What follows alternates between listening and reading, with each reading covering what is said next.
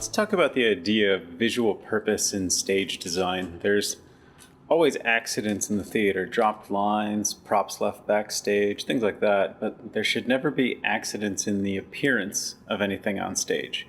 That should all be on purpose. This probably doesn't sound that surprising, but that's just because you maybe haven't thought about the details of what that means.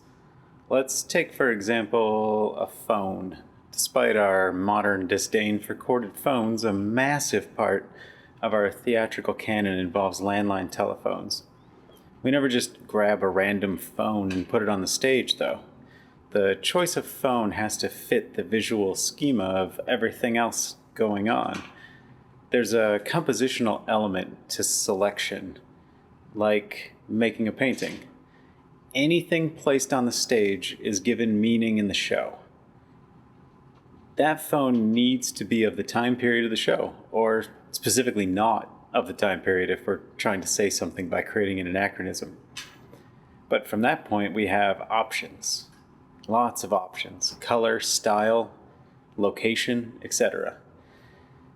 This phone belongs to someone within the fiction. They chose this phone for their space. Or maybe the phone is inherited. Is it a relic of their mother's?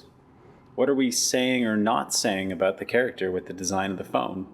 Does it blend in naturally with the rest of the design, just a beige nothing on the wall? Or does it stand out? Are we saying something by making the phone maybe a bright color or placing it in the dead center of the stage? Maybe the phone's oversized or undersized. Is the design a default classic handset, or is it unique in some way? Is it a Garfield phone? Is it placed on the stage in such a way that it's hard for the character to access different parts of the room when they're using it? For that matter, how long's the phone cord? None of these choices should be accidental. They are all conscious, and they all hold a visual purpose. To attract tension or not, to inform us of the world of the play, to tell us about a character, to tell the story in a crafted and deliberate way.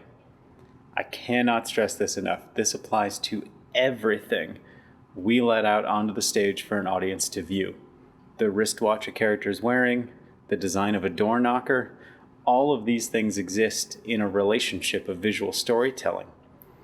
They have a purpose, both for the action of the show itself. A phone on stage will probably be answered, but also for the cohesive visual presentation.